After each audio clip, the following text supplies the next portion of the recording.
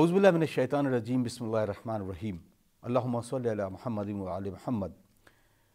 امام زمانہ جل اللہ تعالیٰ فرجہ شریف ارشاد فرماتے ہیں کہ میں ہی مہدی ہوں اور میں ہی قائم زمانہ ہوں۔ ناظرین اکرام، آپ دیکھ رہے ہیں پروگرام احکام اسلامی۔ ناظرین، ہم گفتگو کر رہے تھے ماڈرن میڈیسن سے ریلیٹڈ سوالوں کے بارے میں۔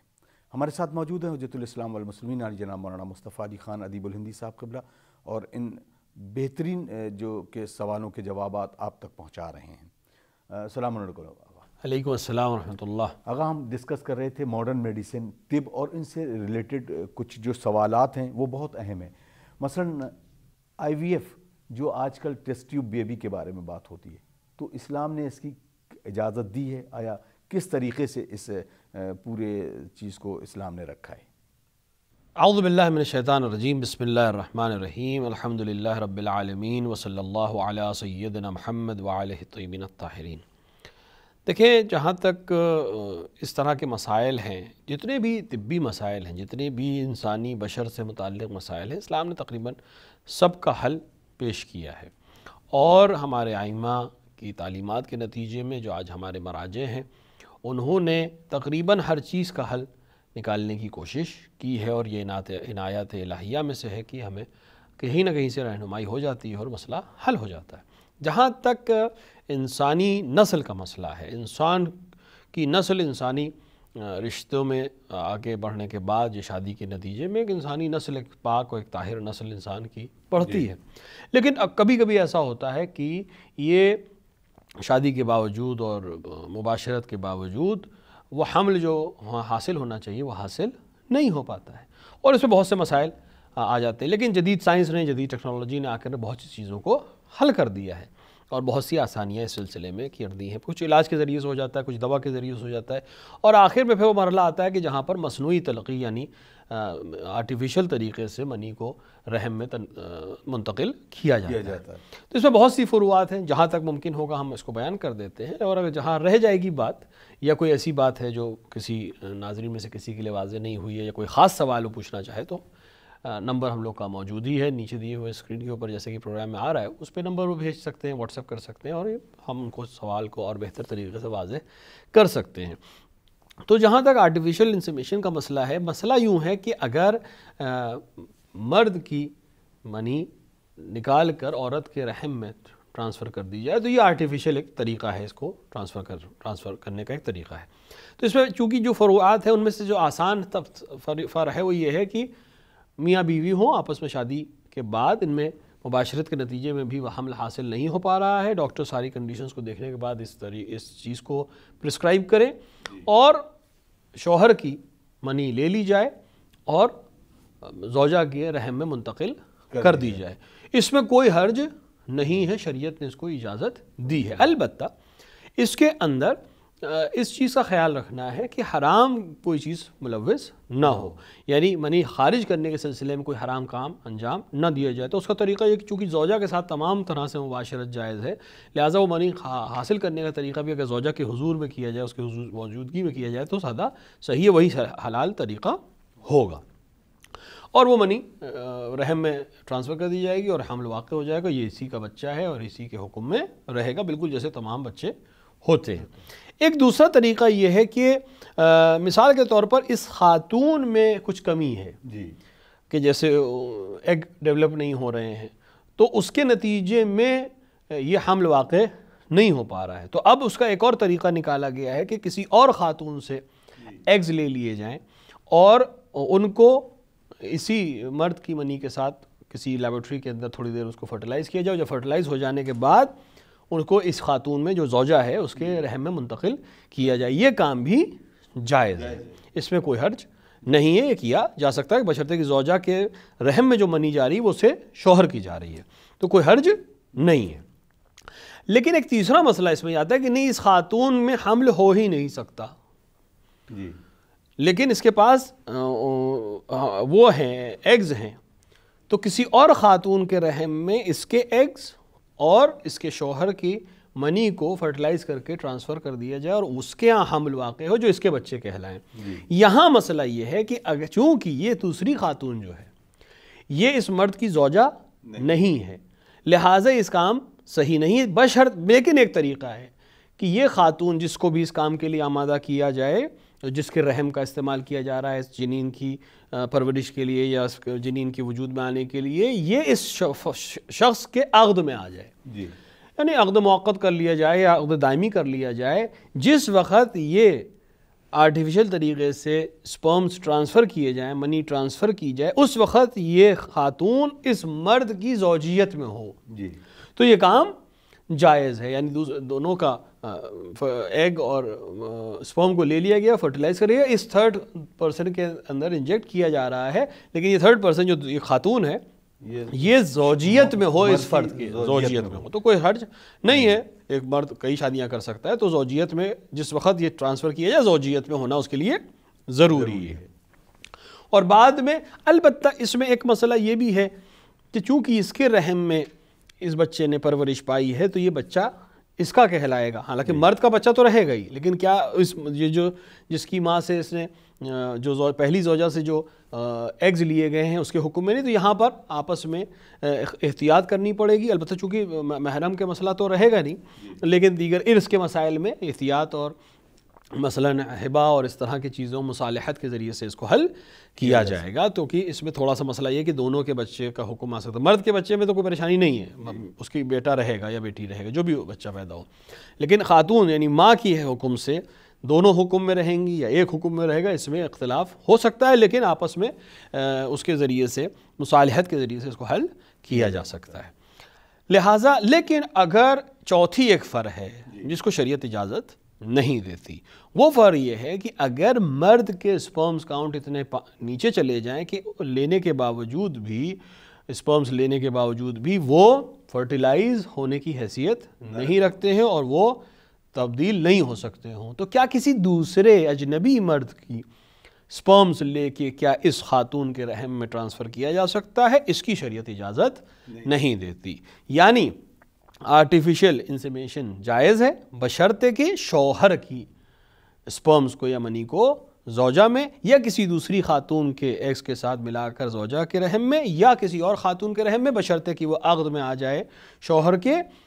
انفارم کیا جا سکتا ہے یہ بچہ جو پیدا ہوگا انہی کا بچہ کہلائے گا اور تمام ارث کے معاملات انہی کے ساتھ ہوں گے، لیکن کسی اجنبی مرد کی منی کسی دوسری خاتون کے رحم میں منتقل کرنے کی شریعت اجازت نہیں دیتی ہے اور یہ کام جائز نہیں ہے۔ باقی تمام اس سے جو ملے ہوئے معاملات ہیں اس میں بس اس چیز کا خیال رکھنا ہے کہ حرام مقدمات اس میں پیش نہ آئیں، حلال طریقے جو کہ شریعت نے زن اور شوہر کے درمیان تمام چیز استمتاع کو حلال قرار دیا ہے اسی طریقے سے اس کو انجام دیا جائے، اور انشاءاللہ یہ مسئلہ شرعی طور پہ بالکل حل رہے گا۔ جزاک اللہ۔ ایک اور سوال ہے آغا کہ محترمہ کوئی پوچھتی ہیں کہ اگر ممکن نہ ہو کہ کوئی ڈاکٹر لیڈی ڈاکٹر ہو نہ ہو اور اس جگہ پر میل ڈاکٹر جو کہ گائنکالوجسٹ ہو، تو کیا ہم اس کو اپنے علاج سے اس کو علاج کرا سکتے ہیں؟ اگر کوئی کسی طرح بھی کوئی خاتون ڈاکٹر موجود نہیں ہے اور سوائے مرد کے کوئی ڈاکٹر کے کوئی بھی دیکھنے والا نہیں ہے، تو اگر بغیر ہاتھ لگائے یا بغیر مثال کے طور پر پردے کے پیچھے سے اس طرح سے ہو سکتا ہے، امکان میں ہے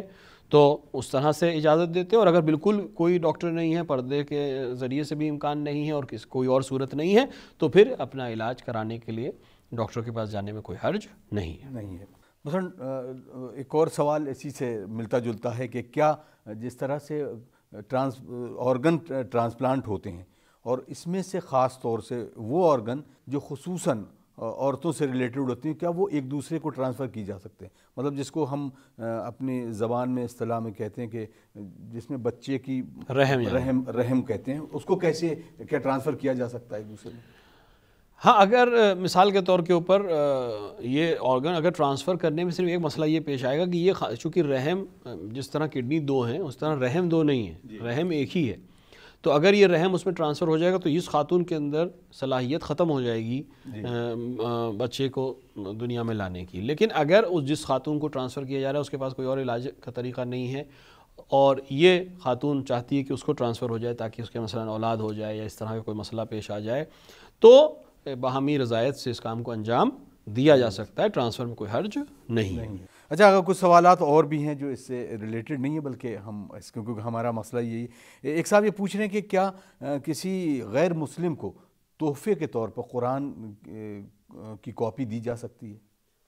غیر مسلم کو اگر قرآن دینا چاہیں، اگر اس کا ہدف یہ ہے کہ وہ اس کا مطالعہ کرے اور اس کے ذریعے سے اسلام کو سمجھنے کی کوشش کرے اور اسلام سے نزدیک ہو، تو کوئی حرج نہیں ہے، کیونکہ اگر وہ نہیں پڑھے گا تو پھر ہم کس طرح سے اس کو دین اسلام کے سلسلے میں بتائیں گے. لہٰذا اس طرح سے حرج نہیں ہے. البتہ شروع میں یہ کوشش کر سکتے ہیں ایک احتیاط کے طور کے اوپر کہ بجائے، اب تو ایسے قرآن موجود ہیں جس کے اندر عربی ٹیکسٹ نہیں ہے اور ٹیکسٹ جو ہے وہ مثلا ہندی میں یا اردو میں یا انگلش میں ٹیکسٹ موجود ہے، تو پہلے کوشش میں وہ دیا جائے اور پھر جب اس کو لگے کہ نہیں اس کو اور زیادہ کی ضرورت ہے تو دیا جائے. تو اصلاً خود قرآن دینے میں کوئی مسئلہ نہیں، صرف ایک نجاست کا مسئلہ آتا ہے. تو اگر ٹیکسٹ کو ہم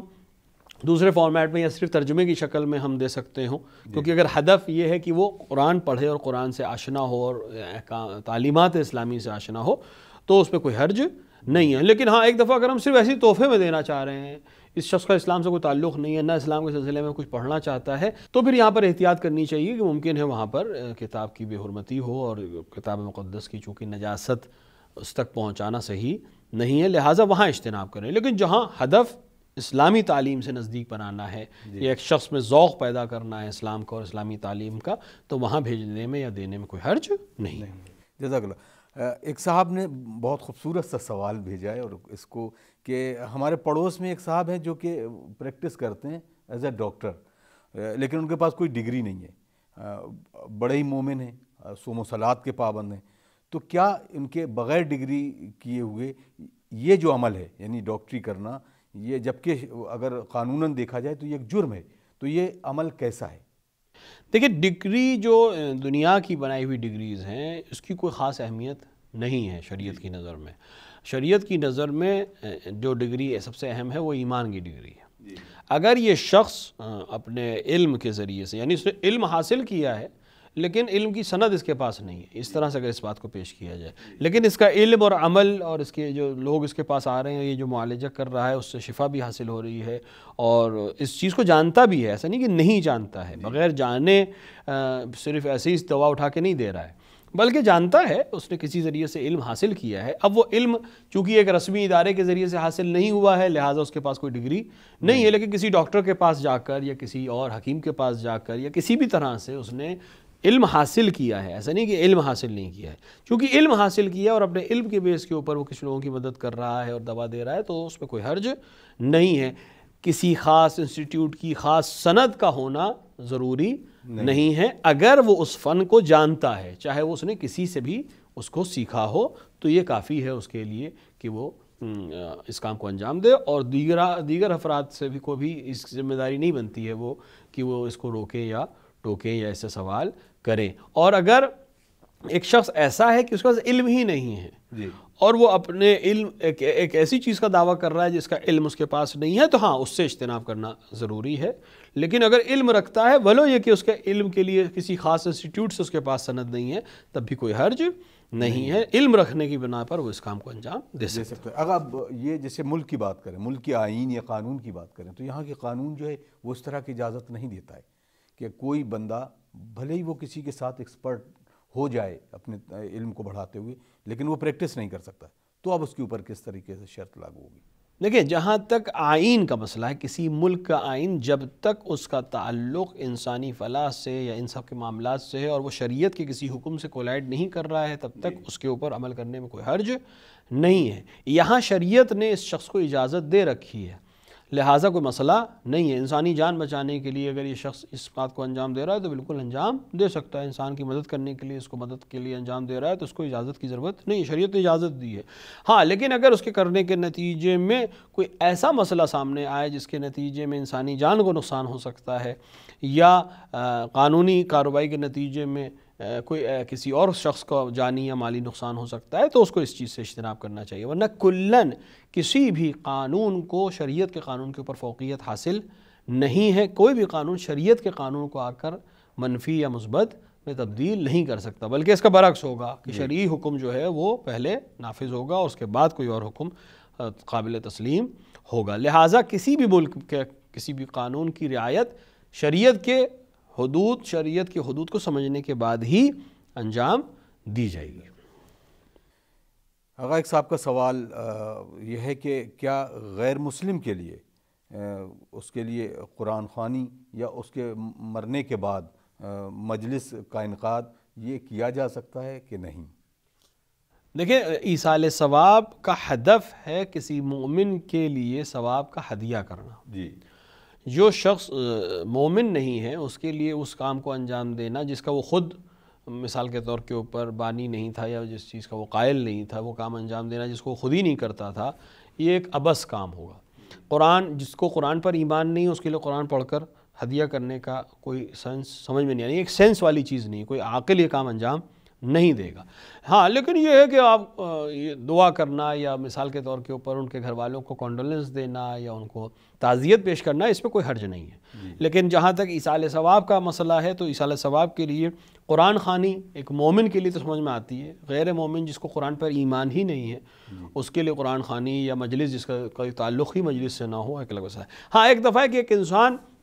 مثال کے طور پر اپنے مال کو کہہ کے جاتا ہے کہ مثلاً میرے مرنے کے بعد مجلس کی جائے میرے لیے، ولو یہ کہ وہ مسلمان نہیں تھے لیکن اس نے مال دیا تھا کہ مجلس کی جائے، تو اس کی وصیت پر عمل کرتے ہوئے اس کام کو کرنے میں کوئی حرج نہیں ہے، کیونکہ مجلس میں شرکت کرنے والے اور مجلس میں آنے والے اور مجلس پڑھنے والے بہرحال وہی لوگ ہوں گے جو مجلسوں میں عام طور سے جاتے ہیں اور مجلس پڑھتے ہیں۔ لیکن ایک آدمی جس نے وصیت بھی نہیں کی ہے، جس نے کوئی مال بھی نہیں چھوڑا ہے اور جس کا کوئی ربط بھی نہیں ہے محفل و مجالس سے، اس کے لیے اس کام کو انجام دینا ایک عبث کام ہوگا جس کا کوئی فائدہ نہیں ہے۔ بہت بہت شکریہ آغا، وقت تمام ہو چلا ہے۔ ناظرین، آپ دیکھ رہے ہیں پروگرام احکام اسلامی، اور ہماری دعا ہے کہ ہم سب مل کر اپنے وقت کے امام عصر جل اللہ تعالیٰ فرجہ شریف کو ہمیشہ یاد رکھیں اور ان کے ظہور کی تعجیل کی دعا کرتے رہیں، اور خاص دعا یہ ہے کہ ہم سب کو ان کے اعوان و انصار میں شمار کریں۔ ہمیں اجازت دیجیے، اگلے ایپیسوڈ میں کچھ اور اہم سوالوں کے ساتھ آپ سے پھر حاضر خدمت ہوں گے۔ والسلام علیکم ورحمۃ اللہ وبرکاتہ۔